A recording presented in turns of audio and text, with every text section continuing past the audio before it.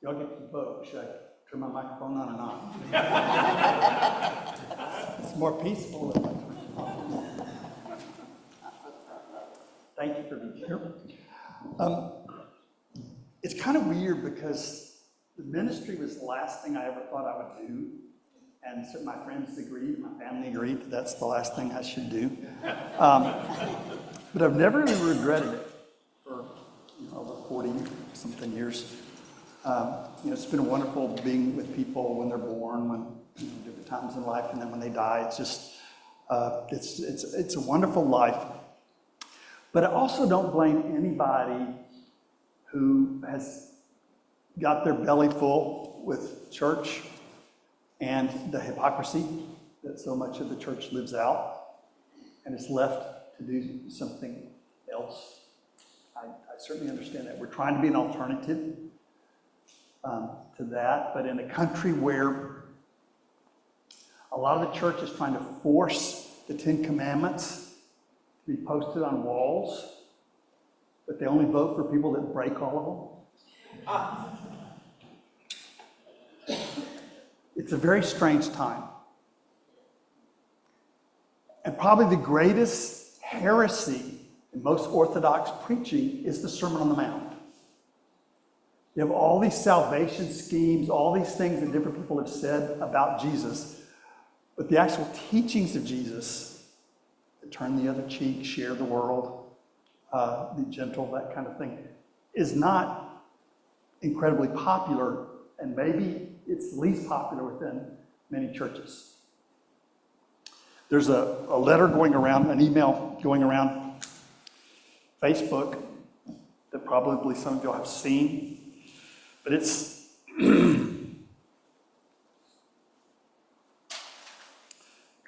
it's an open letter to the church. It's by Chris Katzler. It says, "To the church of my youth, what did you expect me to do? You taught me to love my neighbors, to model the life of Jesus, to be kind and considerate, and to stand up for the bullied. You taught me to love people, consider others as more important than myself." It goes on like that. "You taught me to love my enemies, to do good to those who wish for bad things. You taught me never to hate anyone and to always find ways to encourage people. But now you call me," some of these words are a little bit stiff. "You call me liberal." It's a slander word for liberals. An LGBTQ lover. It's a smear word for that. "You call me woke, a backslider. You call me a heretic. You make fun of my heart. You mock the people I'm trying to help. You say I'm a child of the devil. You call me soft, a snowflake, a socialist. You shun the very people you told me to help. What did you expect me to do? You hate nearly all the people I love. You stand against nearly all of the things I stand for. I'm trying to see a way forward, but it's hard when I survey all the harm, hurt, and darkness that comes in the wake of your beliefs and presence. What did you expect me to do? I believed it all the way. I'm still believing it all the way. Which leads me to wondering, what happened to you?"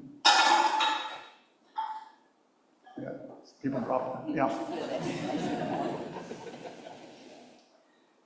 That was bad. I won't take advantage of that.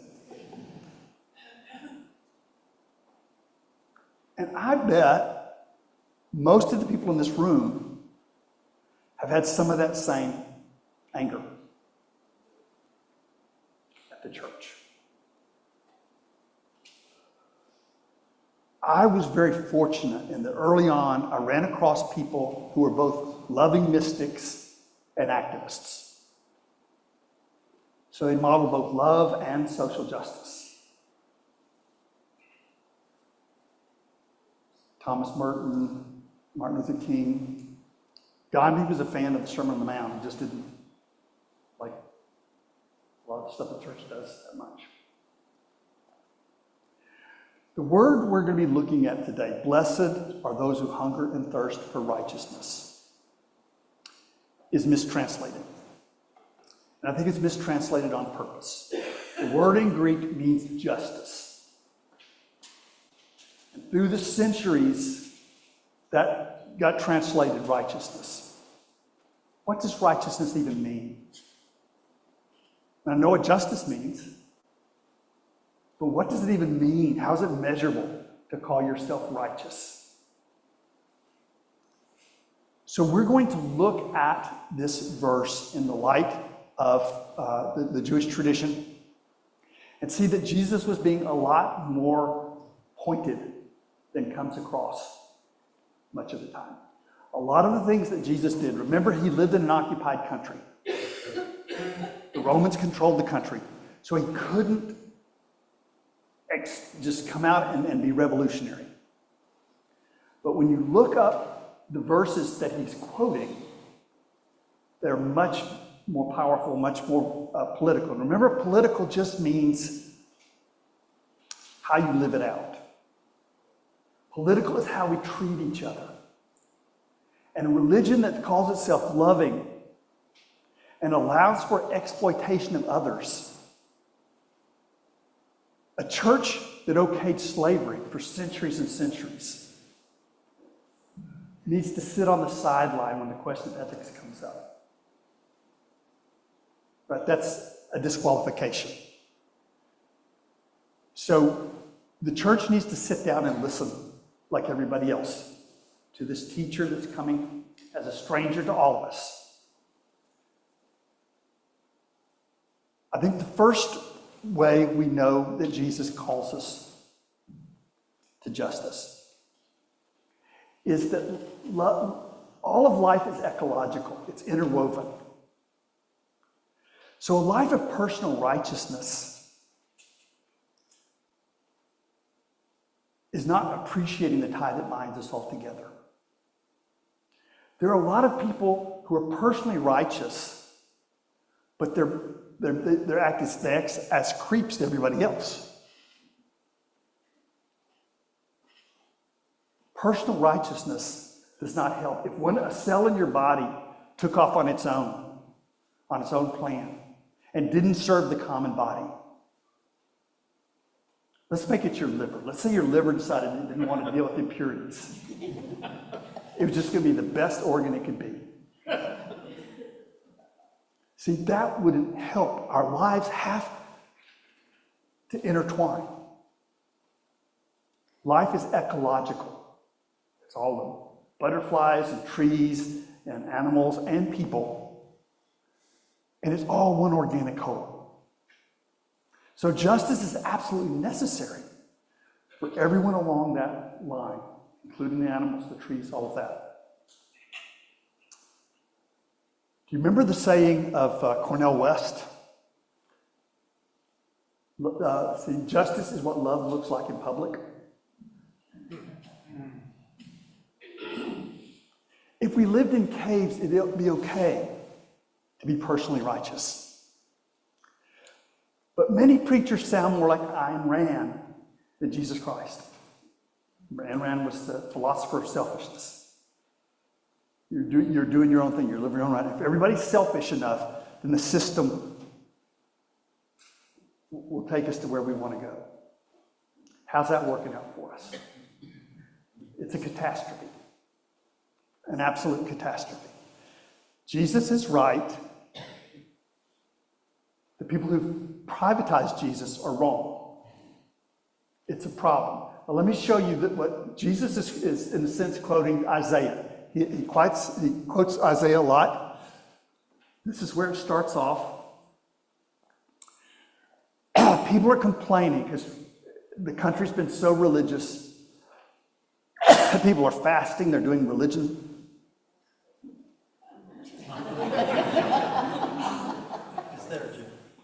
Okay. We've been having challenges with the slideshows. So the people are asking the prophet, why is this happening to us? We're such a wonderful group of people. We're doing our part. Why isn't God doing God's part? People who pray to give God advice are basically saying, God, with my brains and your power, we could do anything. Let's see how Isaiah takes that. They ask me for laws that are just. They long for God to draw near. Yet they say, why should we fast if you never see it? Why do penance if you never notice? Now, if you ever meet a prophet, don't say something like that.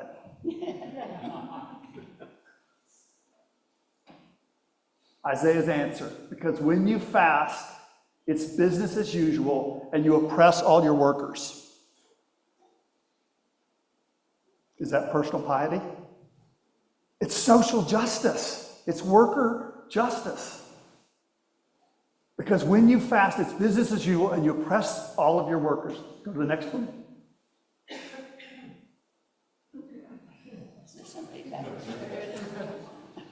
I can't oppress the workers because it would look bad. Okay. Because when you fast, you quarrel and fight and strike the poor with your fist.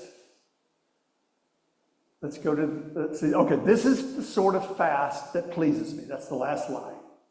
Remove the chains of injustice. Can we go to the next one? Undo the ropes of the yoke. Let those who are oppressed go free. Break every yoke you encounter. Share your bread with those who are hungry and shelter the homeless poor people. Clothe those who are naked and don't hide from the needs of your own flesh and blood. Do this and your light will shine like the dawn and your healing will break forth like lightning. Your integrity will go before you and the glory of God will be your rear guard. How many churches have you been to that seemed to even know that was there? Remember Martin Luther King saying, keep, quoting Isaiah again, keep your worship. You're lifting, that's Amos, lifting your hands to me, but they have blood on them.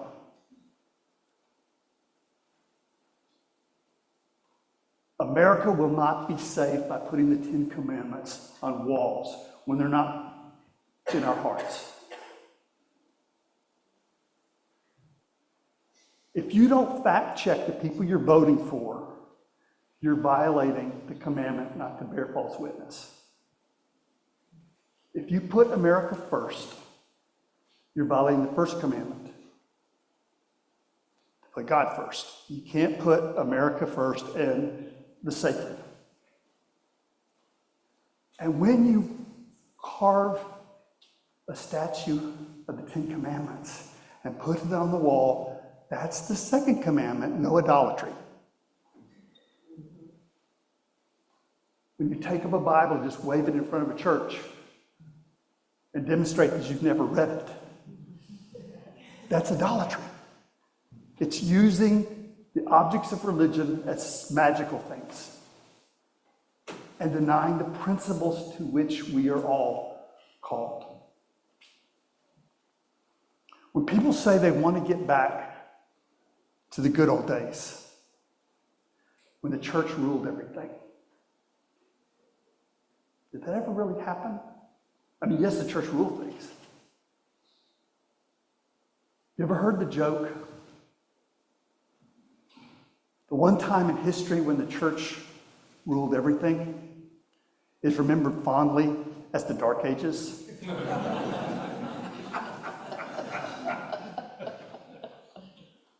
Inquisitions, crusades, the good old days.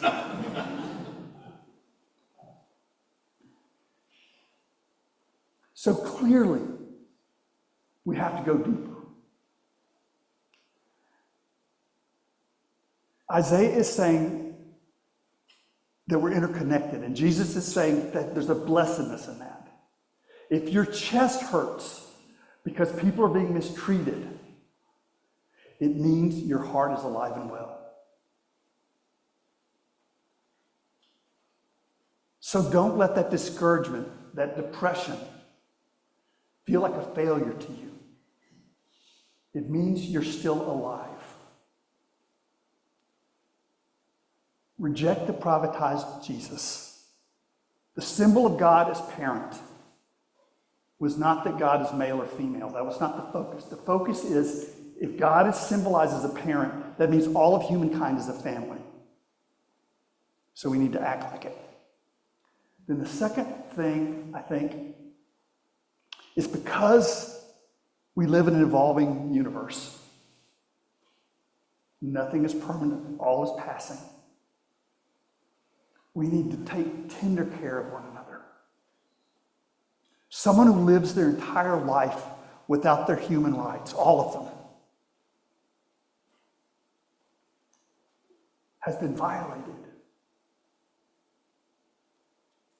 Think of the joy that comes from human solidarity and the sense of shame that comes from pulling our curtains and not thinking about the people that are hurt.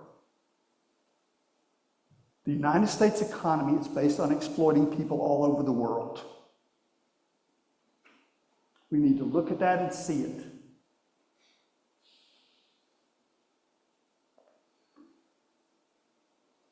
Remember when I was in college, UT, philosophy major, which means I was going to be eating out of a dumpster when I graduated. And I had a dream, I guess a nightmare, where I dreamt I was in a concentration camp.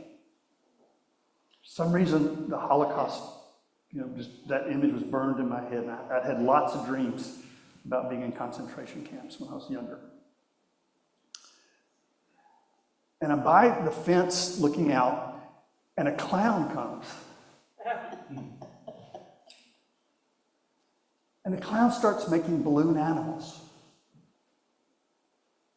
And I'm screaming, "Get me out of here!" And then I woke up. Now, that may not sound like much of a dream, but the point is, I felt my life needed to not be about distracting people from their pain. It needed to be about liberating hearts and minds from the things that oppress us. And just because you don't work in a sweatshop doesn't mean that you're not oppressed. Even if you manage the sweatshop, it crushes you from inside. We're called out of these structures. Life is evolving. That means we can't hold on to our forms. Which means that loving one another, caring for one another, serving one another, that love is what is eternal. That's what transcends individual lifetimes. So giving ourselves to the love that grows into justice is our brush with eternity. The last thing I want to point out, within my understanding, you can definitely keep thinking about this afterwards, is I think Isaiah is saying that justice is what feeds our heart.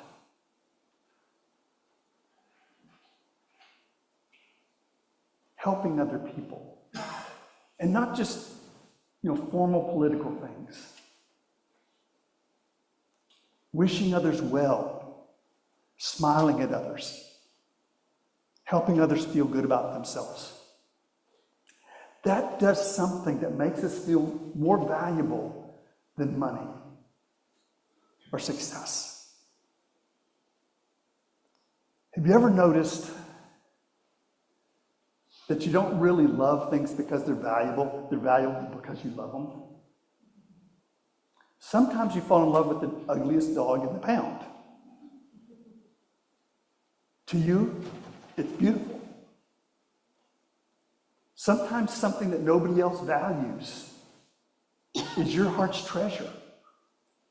There's in Buddhism, there's a kind of a saintly type guy. He's a type of a Buddha. And he goes around with a big bag, and it's filled with all the things that adults hate and disregard and children love. So it had interesting rocks and stones, things an adult would discard but a child would treasure. And it's a call to realize that the things that feed your heart are what you need to center your life around. And the things that don't feed your heart, the things that take the energy out of you, need to be things that you move beyond. I ran across a letter. I hadn't seen it in a while. I saw it back in the day. And I promise you I'm wrapping up. Although if you have the casserole in the oven, you may need to just rush out. Do you remember Lee Atwater? He was one of the first people that started America on the mudslide to cruelty. You just tell lies about your opponent because people will believe it. And even if they forget the thought, they'll remember that feeling of superiority. I never have or never will tell you who to vote for. But there's a movement in the United States today that has no business in any decent country. It's not about being conservative. It's about being cruel and better than other people and not investigating what workers need, what's destroying the planet. This is where it began in a way. Lee Atwater did some of the most brilliant and ugly smear jobs in the history of the United States. After he was diagnosed with a deadly disease, this is what he wrote. My illness helped me see that what was missing in society was missing in me. A little heart. He says brotherhood, let's say the human family. The 80s were about acquiring wealth, power, prestige. I know I acquired more wealth, power, and prestige than most.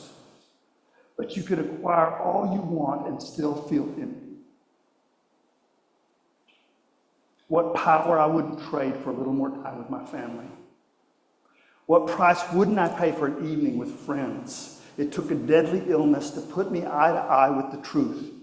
But it is the truth that the country caught up in its ruthless ambitions, moral decay, can learn on my dime. I was wrong to follow the meanness of conservatism. That doesn't mean if you're conservative that you're mean. These are his words, not mine.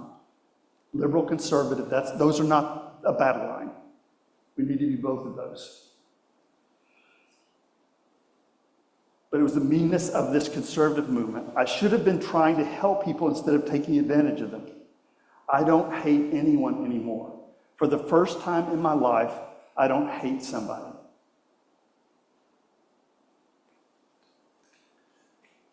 Don't you think that's what Jesus is trying to say?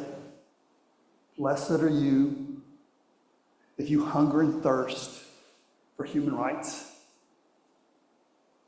That there's a place in your heart that can only be fed by that kind of compassion. If you trade that away for wealth or success or anything else, you'll have a hole in your life.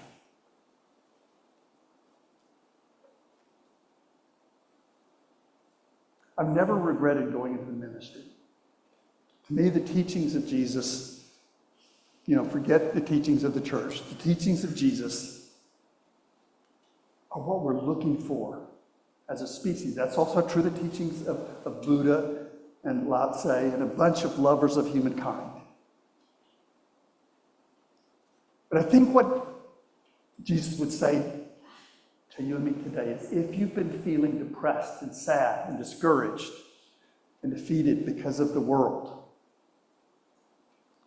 realize the fact that you can still feel the interconnectedness of humankind and the web of life. That you can still feel that pain means your life is still, and your heart is still alive. If you couldn't feel the pain, your heart would be dead. And then the fact that everything is evolving, nothing lasts, everything passes, is a call to appreciate every life and embrace every moment and work for the happiness of every person. And then finally, to realize that if you'll give your life to what feeds your heart, you'll understand this wisdom teaching. Blessed are you if you've been sad and depressed about what's happening in the world. It means that your heart is still alive And the promise of life is that one day your heart will be fed. I invite you now to your own reflections on those words.